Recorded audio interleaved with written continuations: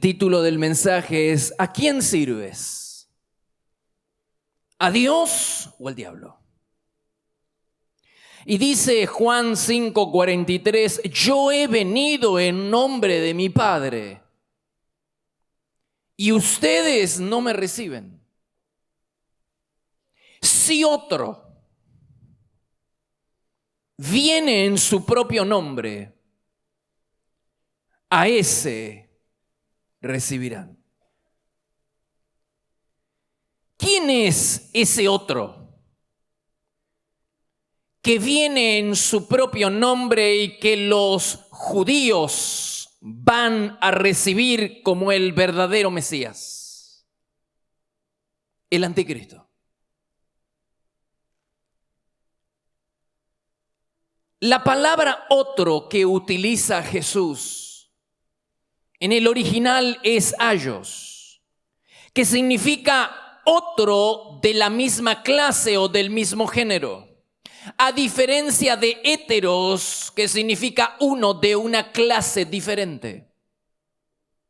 Jesús, al utilizar la palabra aios, está expresando que ese otro va a ser de la misma simiente. El Hijo de Dios, Jesucristo, descendiente de Abraham, de la simiente de Abraham, llegó y no lo recibieron, pero va a haber otro de la misma simiente abrahámica, por lo que da a entender que va a ser judío, va a venir en su propio nombre y a ese van a recibir.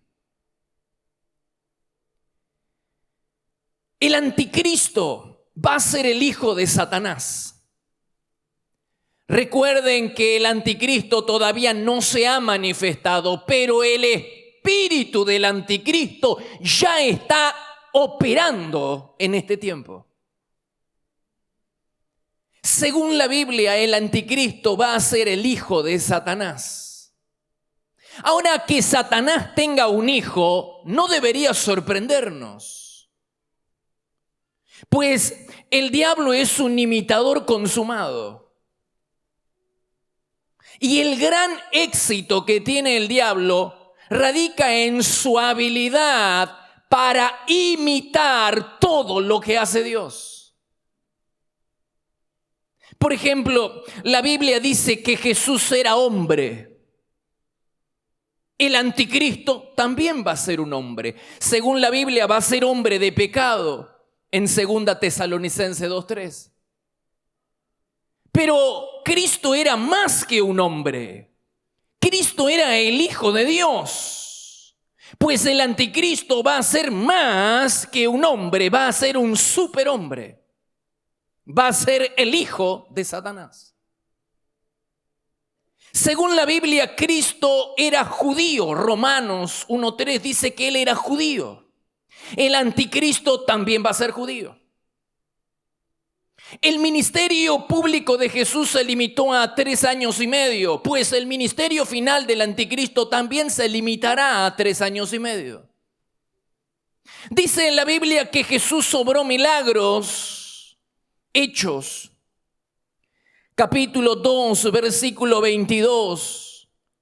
Dice, voy a hablarles acerca de Jesús. Sabemos que Dios le dio grandes poderes porque lo vimos hacer grandes maravillas y señales. Lo mismo va a hacer el anticristo. En 2 Tesalonicenses 2:9 dice, este hombre vendrá a hacer la obra de Satanás con poder, señales y milagros falsos. Así como Jesús obraba milagros, también el anticristo. Jesús murió y resucitó, lo mismo va a suceder con el anticristo. Jesús vendrá en un caballo blanco, lo mismo va a ser el anticristo. Dice que los seguidores del Cordero van a ser sellados en la frente, lo mismo sucederá con los seguidores de la bestia, el anticristo. Existe una santa Trinidad, Dios Padre, Dios Hijo y Dios Espíritu Santo. Existe una Trinidad del mal, el dragón que representa a Satanás, la bestia que representa al anticristo y el falso profeta. Y en esta trinidad del mal, muchas veces se dice que el dragón, Satanás, es el padre. El mismo Jesús en Juan 8:44 dice: ustedes son hijos de su padre, el diablo. En esta trinidad de la maldad, Satanás es el padre, el anticristo es el hijo y el falso profeta hace las veces del Espíritu Santo en la Santa Trinidad. Y de la misma manera que Jesucristo es acompañado por el Espíritu Santo y por el Padre, el dragón, es decir, Satanás, el anticristo, es decir, la bestia, es acompañado por el falso profeta. Y el falso profeta, de la misma manera que el Espíritu Santo da testimonio de la persona y de la obra de Cristo y le glorifica, el falso profeta da testimonio de la persona y de la obra del anticristo y le glorifica. Así que no es ninguna sorpresa de que el diablo tenga un hijo, porque el diablo es un imitador consumado. Él imita todo lo que Dios hace.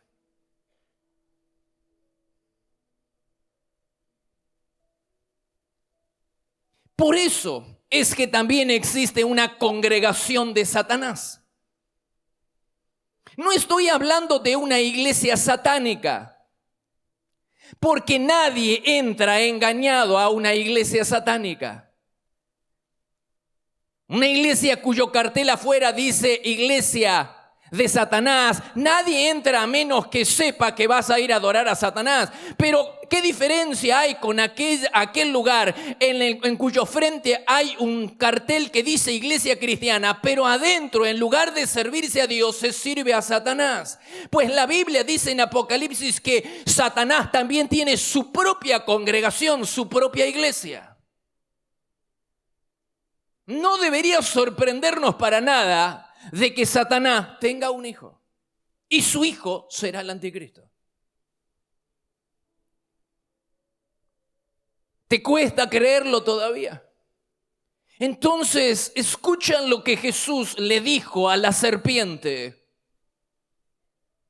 en el Edén.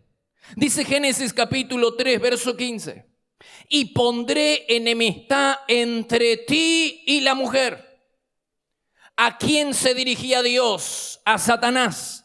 Y pondré enemistad entre ti, Satanás, y la mujer. La mujer hace referencia a Israel. De acuerdo a Apocalipsis 12, Israel era de donde va a venir el Hijo de Dios, el Mesías, el Cristo prometido. Y pondré enemistad entre ti e Israel, entre tu simiente y la simiente suya. Es decir, que hay una doble enemistad. Hay una enemistad entre ti, Satanás, e Israel. La simiente de Satanás, ¿quién es? El anticristo. ¿Y quién es la simiente de Israel? Cristo. Hay una doble enemistad.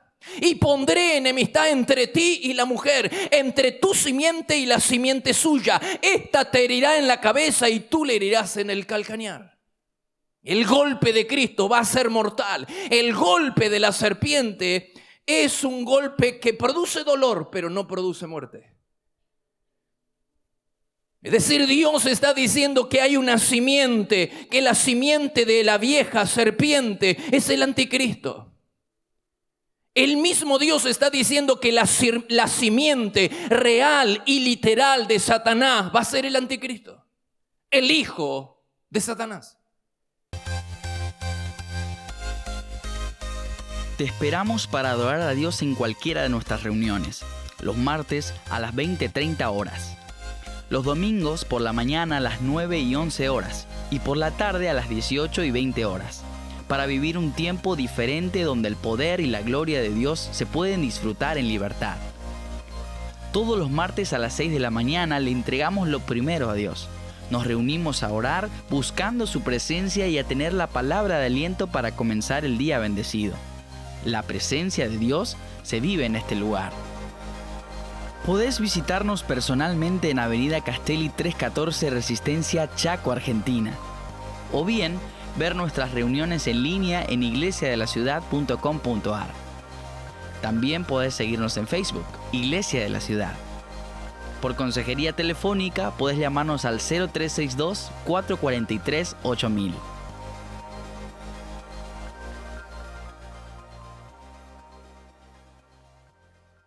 El anticristo va a ser Judas reencarnado. ¿Quién era Judas Iscariote? ¿Quién era? Según Jesús, Judas era hombre. Dice la Biblia en Mateo 26-24, pobre del hombre que me traiciona. Habría sido mejor si no hubiera nacido. Es decir, que Jesús dice que Judas era un hombre, pero también dice que era un diablo. Dice Juan capítulo 6, verso 70. ¿No os he escogido yo a vosotros los 12 y uno de vosotros es diablo? En la Biblia hay una palabra para diablo y una palabra para demonio.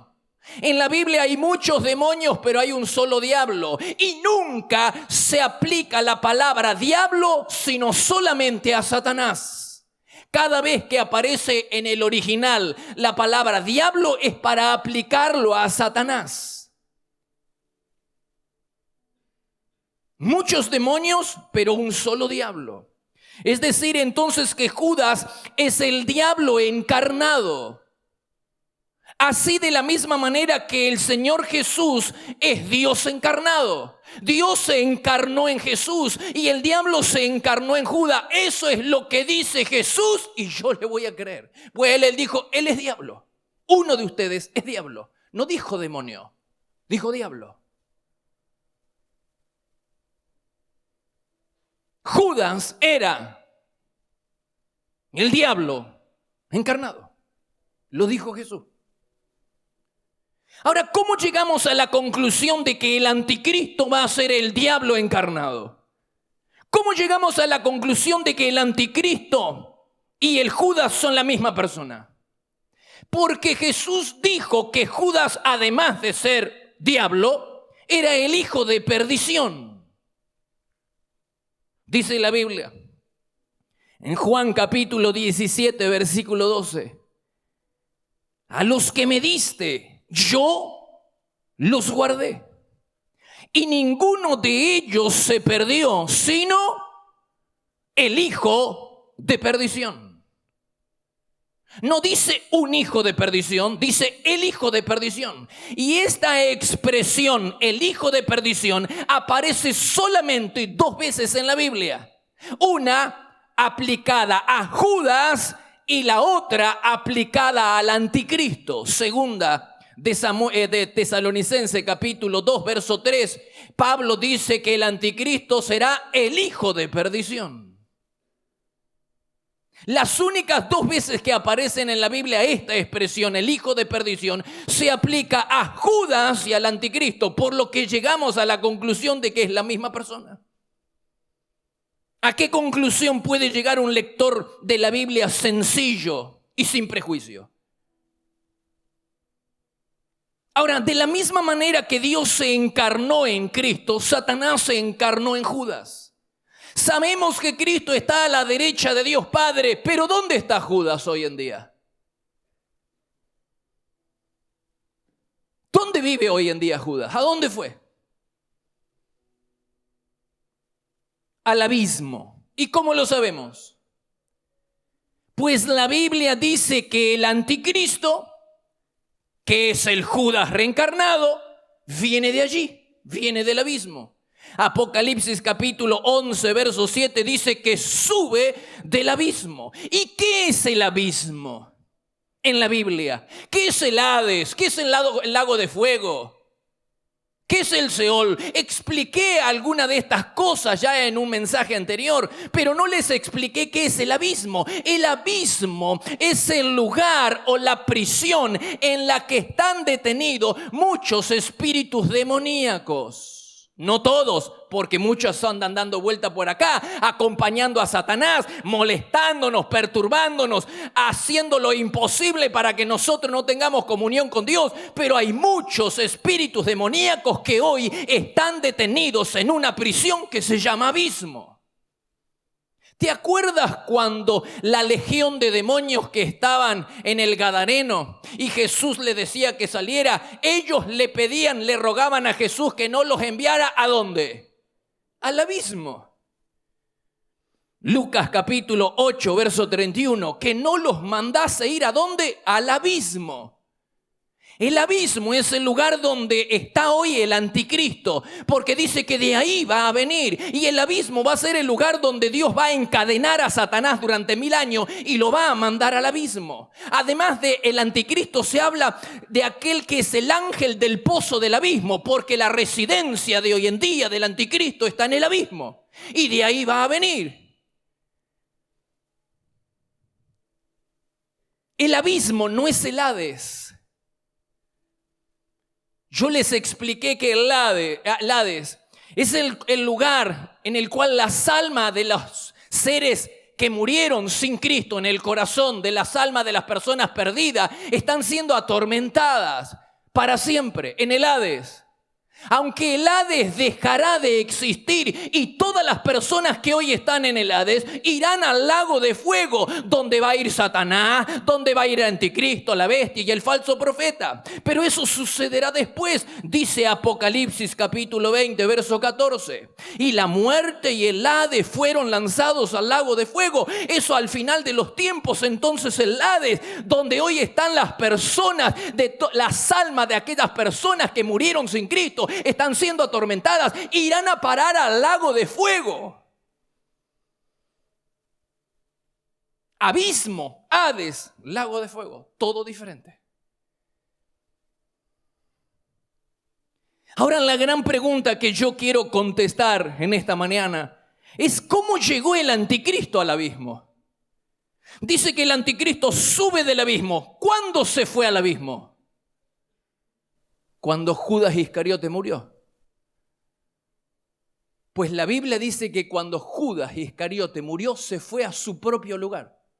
Mire lo que dice la Biblia en Hechos capítulo 1, verso 24 y 25. Y orando, dijeron: Señor, muestra cuál de estos dos has escogido para que tome la parte de este ministerio y apostolado, de que cayó Judas por transgresión, para irse a su propio lugar. ¿A qué lugar se refiere? De ningún otro ser en la Biblia y de ninguna persona pecadora en la Biblia se habla de que a la muerte se fue a su propio lugar. Es decir, que había un lugar que le pertenecía a Judas, se fue a su propio lugar. Ahora compara estas dos porciones de las Escrituras: uno que se va a su propio lugar y luego del anticristo que sube del abismo.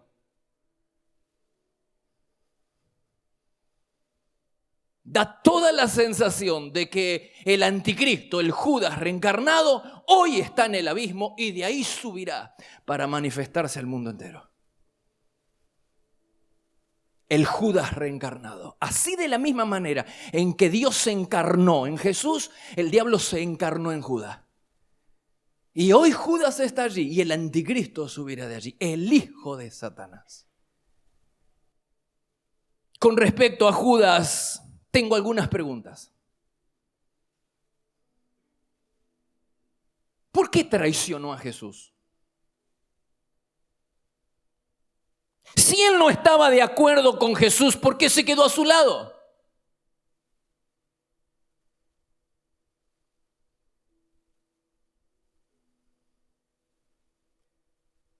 Tengo otra pregunta.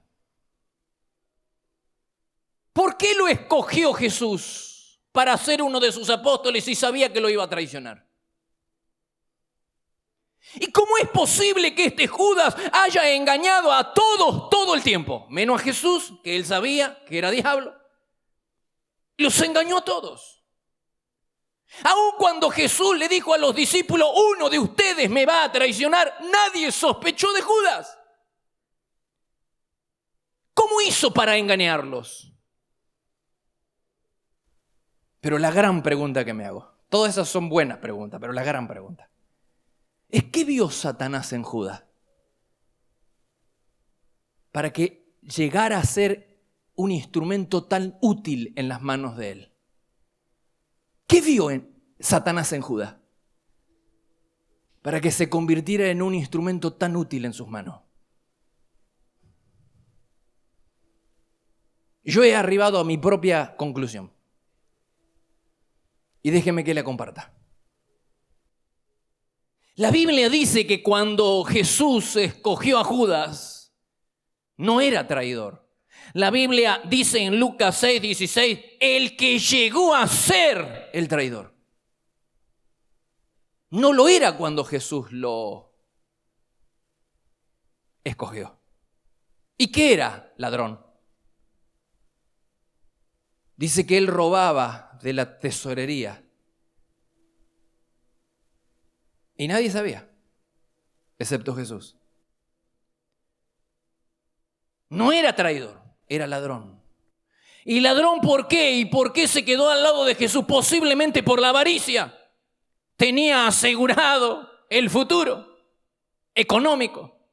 Así que avaricia, avaro, ladrón, mentiroso, hipócrita, todas fallas en el carácter de Judas.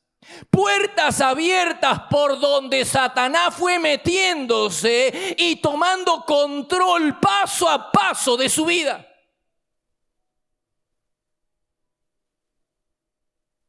Pequeñas concesiones suelen ser la antesala de grandes desastres. Puertas abiertas en el carácter de Judas, por donde el diablo fue metiéndose hasta tomar control absoluto de su vida. El diablo lo observó, primero robaba de la tesorería, después aceptó las pérfidas sugerencias del diablo de traicionar a Jesús, hasta que finalmente la Biblia dice que Satanás entró en él. No un demonio, Satanás.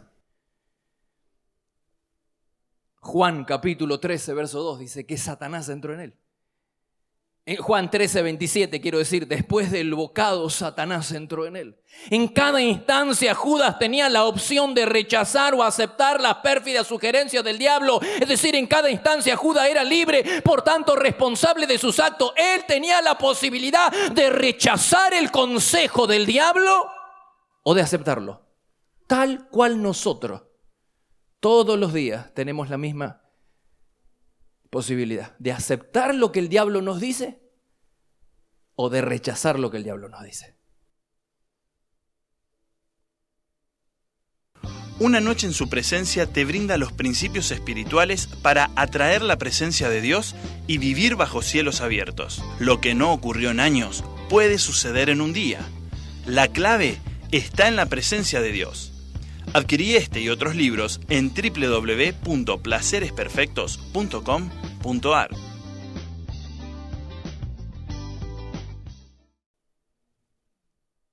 Hay dos grandes enseñanzas que yo rescato de la vida de Judas. La primera, no subestimar el poder del pecado.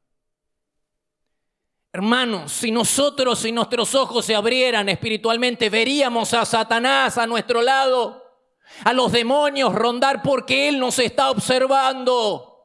Él nos observa cuando venimos al culto y nos observa cuando entramos en la habitación. Nos observa cuando encendemos el ordenador y nos observa cuando estamos en la oficina. Nos observa. Y cuando estamos en el lugar secreto, escucha lo que nosotros hablamos. Nos está observando para ver si nosotros dejamos una puerta abierta por el pecado. Porque Él sabe que esa puerta abierta por el pecado es la oportunidad que Él tiene para meterse y destruirnos. Él te observa para ver si hay puntos flacos en tu carácter. Él te observa para ver si dejaste una puerta abierta por medio del pecado. Él se va a meter por esa puerta y te va a destruir. No dejes que te mienta, te lo advierto, te va a destruir. El pecado es la puerta que se le abre al diablo para que él entre y destruya todo lo que tengas. No te des licencia ni permisos para hacer lo malo.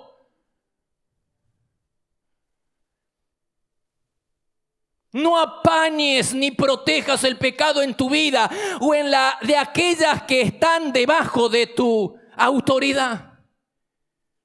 Cuando un padre apaña, protege el pecado de su hijo, no lo quiere, lo están mandando al infierno. Yo no sé por qué razón los padres Somos tan ciegos. No se dan cuenta del mal que le hacemos a nuestros hijos cuando apañamos el pecado y lo protegemos. Protegemos el pecado en la vida de nuestros hijos. En lugar de estimularlos, empujarlos a que dejen el mal camino, nosotros lo protegemos. Protegemos el pecado. No digo a él, protegemos el pecado. No lo estás queriendo. Papá, no quieres a tus hijos. No me digas que lo amas, no los amas. Porque si supieras que lo que están haciendo es una puerta abierta al infierno, o dos cosas. O vos estás tan engañado como tus hijos, o realmente no lo quieres. Porque un padre no podría apañar ni proteger. Un pastor, un líder de célula, no podría apañar y proteger el pecado. Hablo del pecado. Empujaría con todo el amor del mundo. Empujaría como lo hago yo los domingos. Los empujaría a la santidad. Porque es la mejor manera de estar bendecido, hermano. El pecado es una puerta al diablo por donde se te va a meter y te va a destruir. Va a destruir la vida de tus hijos, de tu familia, de tu economía, de tu salud. Cierra la puerta. Cierra la puerta al pecado y estarás bajo la bendición del Dios Todopoderoso.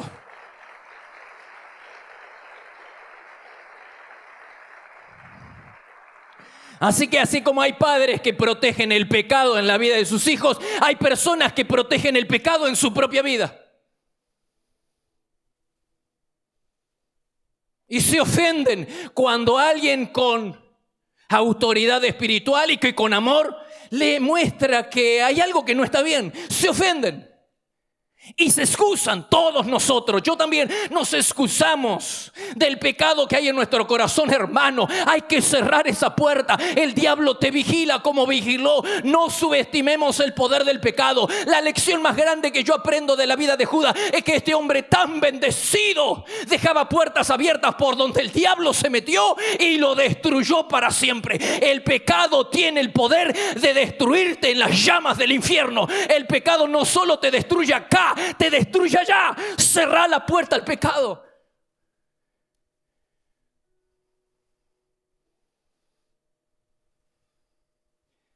Así que no me digas que quieres a tus hijos si proteges el pecado que hay en él.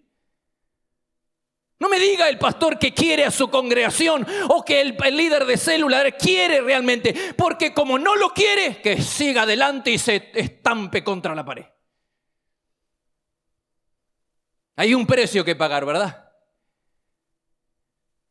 Pero más vale honrar al Señor y tratar de evitar que esa vida se vaya al infierno, aunque se enoje conmigo, a que yo le dé rienda suelta. Porque un día voy a tener que presentarme delante del Señor y me va a pedir cuenta por no haber empujado a mi hijo y por no haber empujado a la iglesia a vivir en santidad.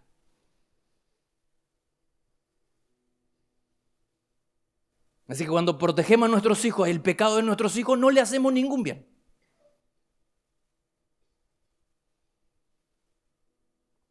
La segunda gran lección que yo aprendo es que las buenas oportunidades tienen un límite. Las oportunidades de gracia tienen un límite.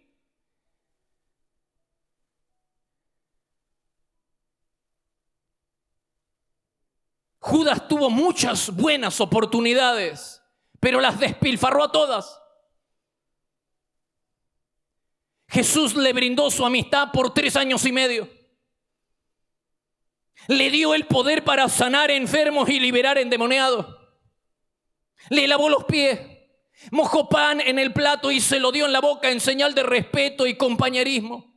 Y en el Getsemaní, cuando éste lo estaba traicionando, él lo trató como un amigo. Es más, ¿hasta qué punto llegó el amor de Jesús por Judas que nunca lo desenmascaró públicamente, ni siquiera con sus discípulos, de que él era un ladrón?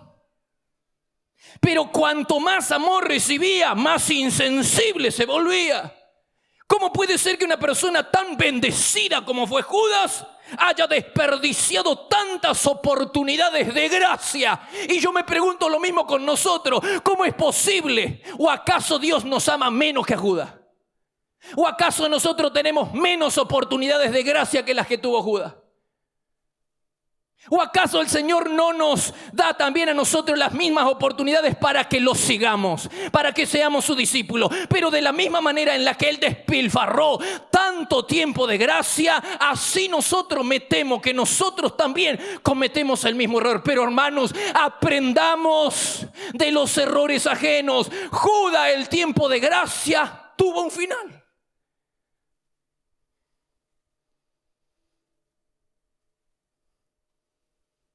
Y si se termina hoy el tiempo de gracia para nosotros,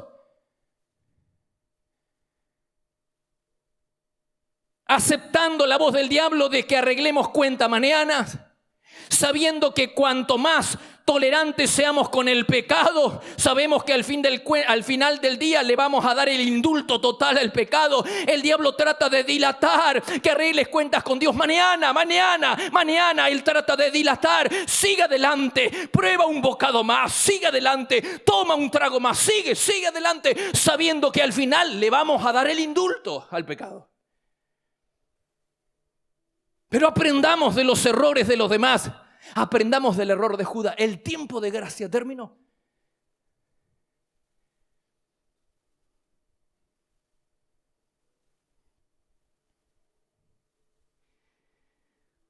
La vida de Judas nos recuerda que el tiempo de gracia tiene un límite. Y que Dios está siempre buscando personas que sean instrumentos en este mundo para Él. Aunque también las fuerzas del mal hacen lo mismo. Así como Dios está buscando instrumentos, personas que sean instrumentos en las manos de Dios, las fuerzas del mal también están buscando personas que sean instrumentos en las manos de Satanás para cumplir su propósito. Y aquí entra la terrible responsabilidad humana. La decisión es nuestra. ¿Qué vamos a hacer? ¿Vamos a servir a Dios? ¿O vamos a servir al diablo? ¿Vamos a servir a los propósitos santos o vamos a servir a los propósitos del pecado?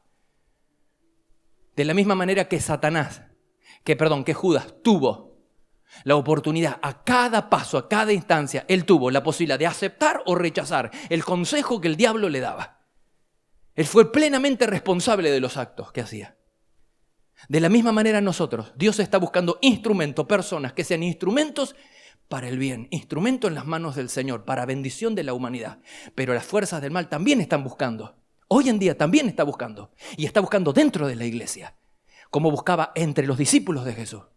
Que sean instrumento en sus manos para cumplir los propósitos del infierno. Acá cabe la terrible y gran responsabilidad humana. ¿A quién vamos a servir? Hoy es el día en donde tenemos que decidir. ¿A quién vamos a servir? ¿Vamos a servir a los propósitos santos, a los propósitos de Dios, o vamos a servir a los propósitos del infierno? ¿Vamos a estar en las manos de Dios o vamos a estar en las manos de Satanás? No desperdicies la oportunidad que Dios te da hoy de arreglar cuentas con Él. No es mañana, no es a la salida, es hoy, ahora. Toma la decisión de arreglar cuentas. Cierra toda puerta que le abriste al pecado. Puertas abiertas al pecado son puertas abiertas al infierno. Y Él no va a desperdiciar nosotros sí, pero Él no va a desperdiciar ninguna oportunidad para entrar en tu vida y deshacer, pulverizarte, destruirte, como lo hizo con Judas. Aprendamos que el pecado es el peor negocio de la vida y que el enemigo número uno que tenemos no es Satanás, ni es el anticristo, es el pecado. El pecado es el enemigo número uno que tenemos. Cierra esa puerta. Ponte bajo la cobertura, la protección del Señor. Cuando nosotros pecamos, nos salimos fuera de la cobertura del Señor, fuera del paraguas protector del Señor, nos salimos y entonces estamos a expensas del diablo. Ponte nuevamente bajo la protección del Señor. Y toma la decisión de aprovechar el tiempo de gracia, hoy, mañana no sé. Y de tomar la decisión de ser un instrumento en las manos de Jesús, no un instrumento en las manos de Satanás, sino un instrumento en las manos de Dios para bendición de la humanidad. Ponte de pie, por favor, y cierra tus ojos.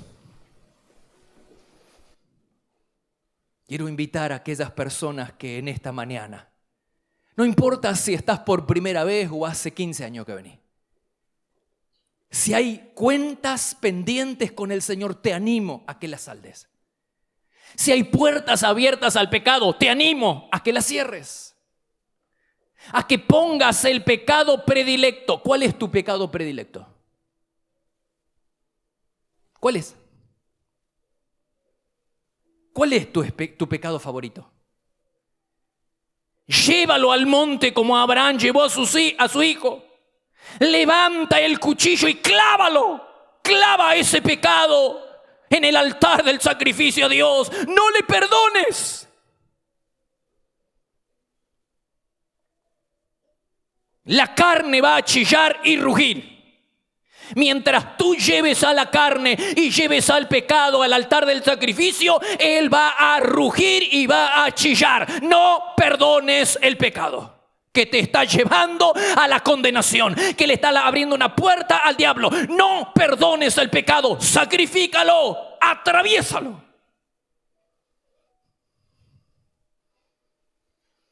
No tengas piedad con el pecado. Hoy tomamos la decisión, Señor. Cada uno de nosotros tomamos la decisión. Díselo. Este pecado favorito ya no lo es más. Hoy lo traigo al altar del sacrificio. Quiero animarte. No sé cuál será tu pecado favorito. ¿Será el adulterio? ¿La fornicación? ¿La homosexualidad? ¿Qué es? ¿Qué es? Mientes, eres ladrón, falseas los números, le estás robando a Dios, no sé. Ese pecado, tráelo al altar del sacrificio. Levanta bien en alto el cuchillo y atraviésalo. Atraviésalo. Señor, acá está mi vida también. En esta mañana entrego mi vida a aquellas personas que nunca hicieron de Jesús el Señor y Salvador de su vida y hoy quieren tomar la decisión de ser un instrumento en las manos de Dios y dejar de ser un instrumento en las manos de Satanás y dejar de la incredulidad y quieren ser un instrumento en las manos de Dios. Diga conmigo: Señor Jesús, abro mi corazón y te recibo como Señor y Salvador de mi vida. Entrego mi vida. A cambio recibo tu perdón. Diga: recibo tu perdón. Soy libre de la condenación del infierno. Soy libre del poder del pecado porque Jesucristo en la cruz del Calvario, diga, porque Jesucristo en la cruz del Calvario pagó el precio de rescate. Y yo por fe me apropio a la salvación. Así que abro mi corazón, diga, abro mi corazón y te recibo como Señor y Salvador de mi vida. En el nombre de Jesús.